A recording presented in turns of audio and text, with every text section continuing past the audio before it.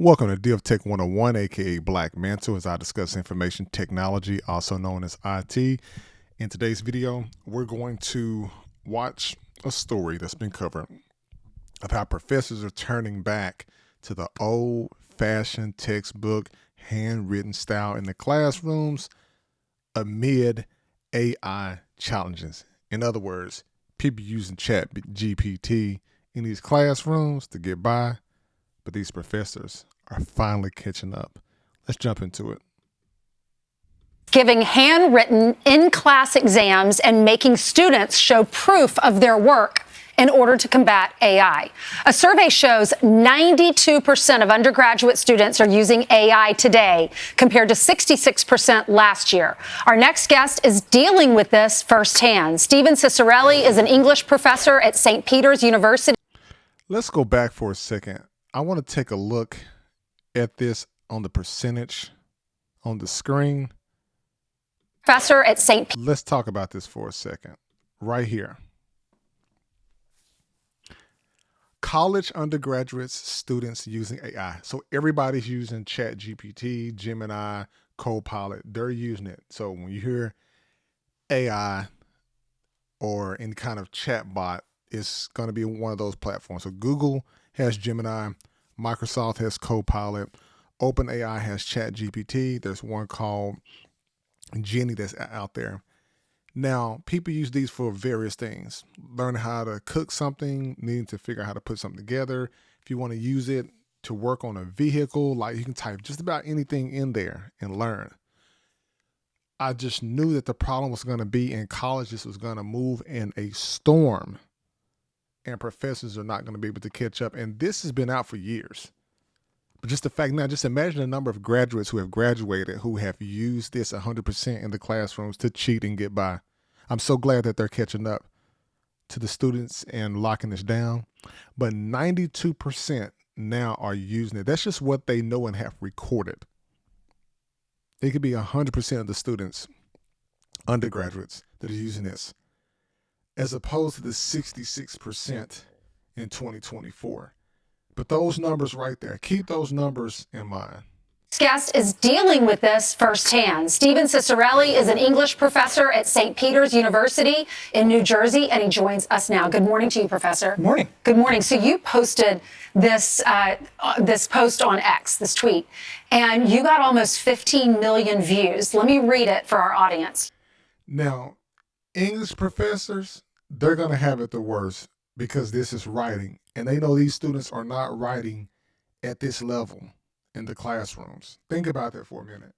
You wrote, "I just failed a student for submitting an AI-written research paper, and she sent me an obviously AI-written email apology, asking if there's anything she can do to improve her grade. We are through the looking glass." Okay. Not only did she submit a paper written by ChatGPT, AI, whichever one she was using, but then her response was basically how to drop an email to get an apology, to send an apology to the professor, to him, to ask if there's something that she can do. So you just doubled down on what you just did. And he failed her. He failed her for submitting an AI written paper. Good. Folks.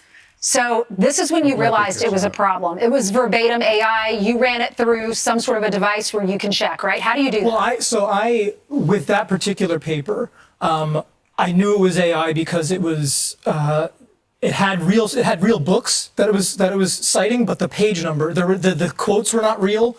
And the page numbers didn't. So it's not always right. AI is not always right. No. So it was mentioning a real book, but I actually looked at the real book, yeah, and those quotes were not in the book. And he used simple logic as he was going through her paper to uncover it.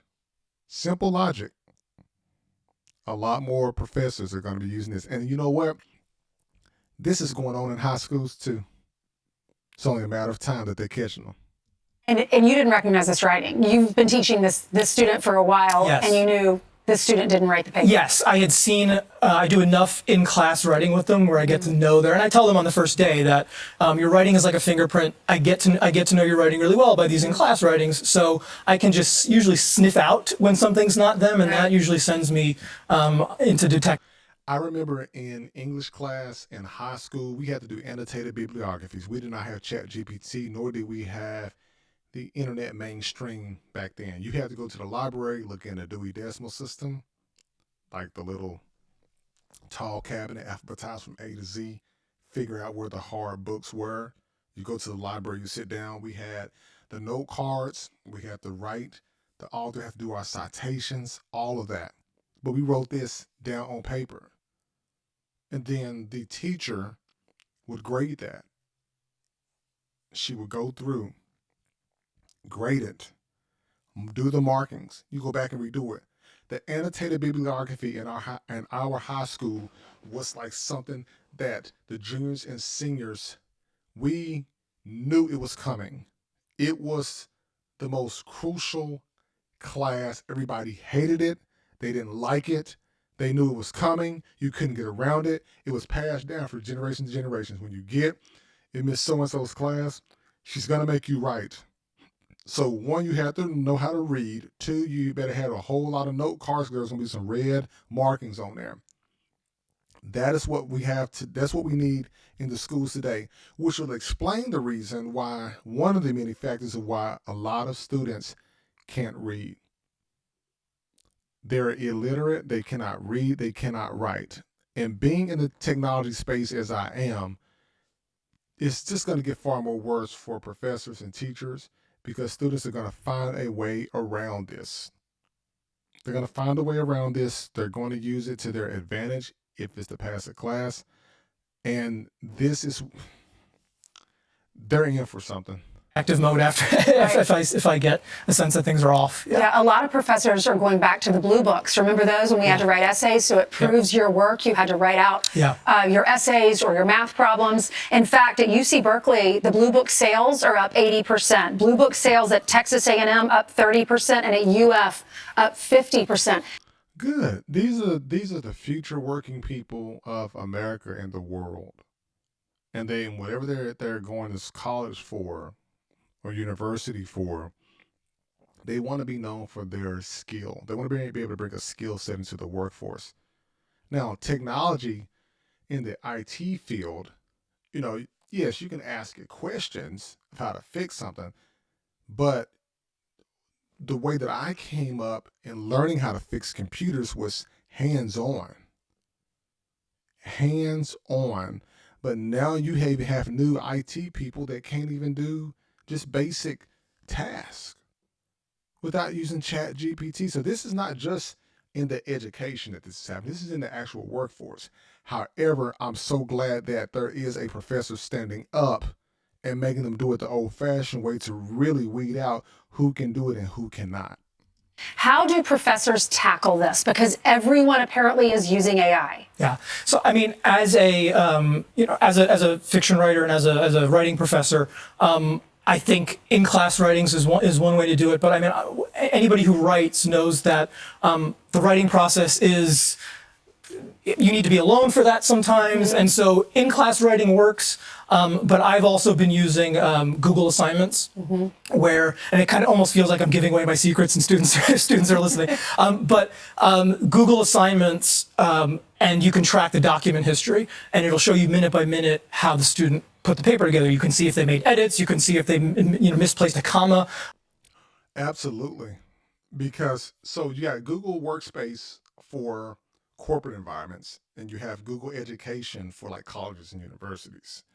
And in the university side, in the education side of Google in the admin console, you can see and track what the students are doing. Even in a Google Doc, you can look at the history in there, and you can see a version, specific points of how the person has gone through that document. So he's definitely hitting on some really good points here.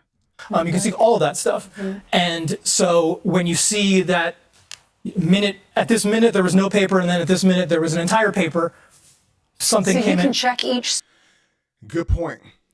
you should be able to see them typing along. So if you go back and click that revision, you should be able to see text getting removed. But if you go and see a revision where you have a little bit of text, like a half a paper, and then you hit the button to go to the next or the forward revision part and see 3 to 5 pages in like a minute, that's how you know that that person's using AI. Student using this device. Yeah. And I usually, I mean, just for the time's sake, I don't usually do it with every student. But like I said, if I sniff out Right, something, right. I'll go and then check the document history, and I'll see, is anything fishy. What are you hearing? What's the feedback from the 15 million that viewed this post and from parents? The general feedback I was getting online was most people were on my side, that this is cheating. I mean, this is our generation's copy and paste. This was like copying and pasting. Control C, CTRL, plus hitting the C letter on the keyboard, Mac, PC. They're doing that. They're copying it. And then they're going right over to the document, Control V, CTRL, plus the letter V. And they're pasting directly into these documents so that they can get by. This is most definitely what we need in the education part. Avoiding it all out and getting down back to the basics. And if they do this, I don't blame the professor one bit for failing the student. Fail them in the class, fail them in the grade if you have to. But this is you're either with this or you're not. I heard some of the arguments on the other side were things like, this is the future, we need to teach them to use tools of the future, which to me is sort of a kind of a cop out. You're not addressing the moral issue of whether. Moral issue. And sorry to keep pausing here, but he's definitely hitting some key points. So if you're a parent, you're agreeing with, okay, yes, the schools need to keep up with the generations. They are. They're supplying your student with these Chromebooks, which I did a video on that. Students putting foreign objects in USB ports, causing the computers to be set on fire, to start smoking.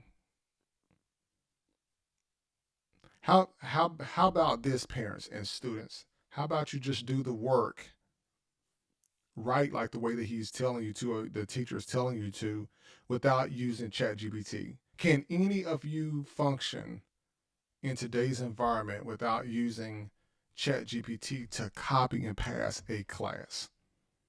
I give people a pass who's learning to cook something in their kitchen or fixing the automobile outside and something pertaining to them. But if you're going to be impacting people's lives, like going through medical school, and you're using ChatGPT to get past your assignments, but then you're going to operate on somebody one day, we can't have it. Whether this is a good thing. I mean, there's also the issue too of should this exist for students to use? I mean, it's a different question of whether we use it as a tool in the workplace or whatever. But for students, it's a different. Real quickly, thing. what was the reaction from this female in your class? She in tears? Was she sorry? Her apology was in AI? I didn't. So the paper came in at the end of the semester, and so all I did was email her back, and I didn't get a response back. So I didn't get to see the facial. Okay, but you failed her. And he was telling me in the green room next year. It maybe would have worked in her favor if she would have actually went to the university and met with the professor and actually sat down and had a conversation and asked if there was another assignment that she can do to pass. That would have been a little bit more in touch and in person and a personal feeling. But you just doubled down on what you did, young lady, of sending ChatGPT email response back to the professor, but you cheated on your paper and your exam or whatever with ChatGPT or AI. You're going to have a conversation with the kids in the beginning or the students in the beginning, and you're going to say, if you do this, you're out. Yeah, I'm making, I think, no one strike policy. You do it once, you fail for the class. Okay. Yeah. Good. You do it once, you fail the entire class. Excellent stance. Excellent stance. Couldn't be any better than that. Professor, thank you so much. Thanks for teaching our kids. Thank you. All right. So let's go back to the one piece on here. They was giving the percentage. So me being in the technology space, I spent more of my IT career without ChatGPT and AI. I spent more of my IT career without it than I have with it. New people coming into it have been using it in college, they've been using it and stuff like that. So when it comes to education and in the classroom, like you're gonna be passing it for a grade that impacts your life, your livelihood, and other people's livelihood, you have to take into consideration that you do not need to use this in that regard like that because it's not going to work out in your favor. But this percentage from just last year, 66%. So that means more than half of the students in universities are using it. Almost 100% are in this. And um, so the 8% that is left of those, the 8% of students that are not using Chat GPT, I wonder what those students are using to get by, if anything. But the ones that have been caught, probably most definitely part of the 92%. So definitely share in the comments below, people. Let me know what you think about the video. I think that this was a great catch, and this this is definitely a good starting point in the conversation. Hopefully, students in the future won't use ChatGPT to cheat on their in classroom exams or outside the classroom exams. But it's just going to get, just know technology is going to get way much more better, and more people are going to be using it for various reasons, more than outside of education. So like, listen, subscribe to the channel, Div Tech 101, aka BlackMantel. Talk to you again soon.